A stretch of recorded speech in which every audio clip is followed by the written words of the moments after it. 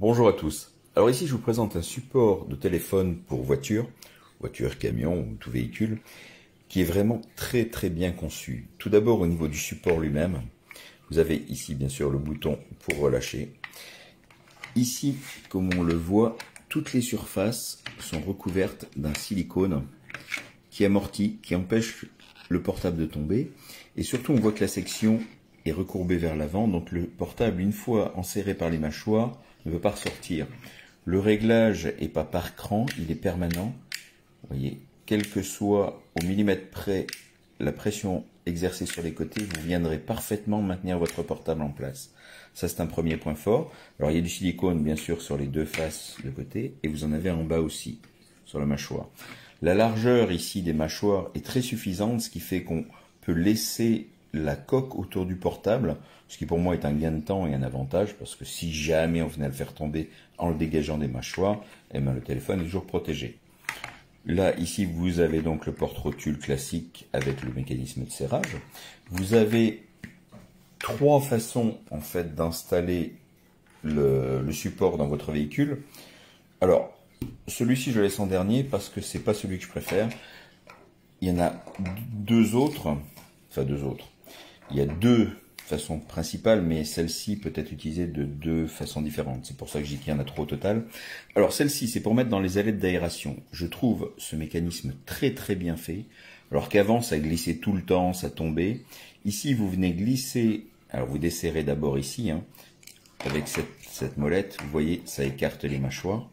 Vous venez les glisser dans vos ailettes. Et quand vous resserrez, vous voyez qu'il y a ici deux petits rebords qui vont venir parfaitement enserrer l'ailette et empêcher que le support ne puisse sortir par glissement, quand vous passez dans des trous sur la route, etc. Ça ne bouge plus. Ici, ça reste bien plaqué contre la surface de l'aérateur de la voiture. C'est vraiment top. Ça, franchement, je recommande. Vous voyez que les surfaces sont également protégées par des petites surfaces caoutchoutées afin de ne pas endommager votre aérateur. C'est vraiment, pour moi, ça c'est le top. Alors ensuite, vous avez ce support-là qui peut être utilisé de deux façons. Ma préférée, c'est sur le pare-brise, ça colle très bien. J'ai remis le scotch, je l'ai un peu mal mis, mais c'est un peu collant, la surface. Sur le pare-brise, c'est vraiment top. Vous pouvez l'orienter de toutes les façons que vous voulez. Vous avez ici la molette de serrage pour l'écartement du bras. Vous avez ici le serrage pour la position de la molette.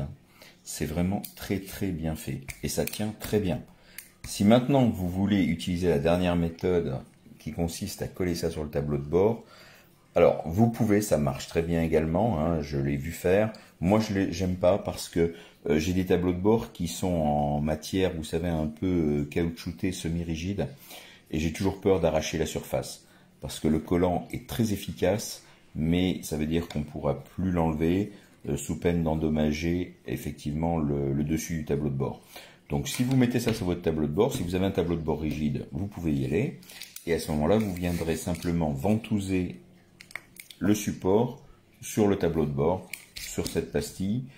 Si votre tableau de bord est suffisamment lisse, vous pouvez essayer d'utiliser la ventouse directement dessus. Moi, ça ne marche pas parce que c'est légèrement granulé comme surface et donc la ventouse se décolle. Par contre, encore une fois, sur les aérateurs de voiture, vous voyez la longueur plus les petits rebords, c'est vraiment top. Sur le pare-brise, ça tient très bien également. Et le support en lui-même est vraiment extrêmement bien conçu.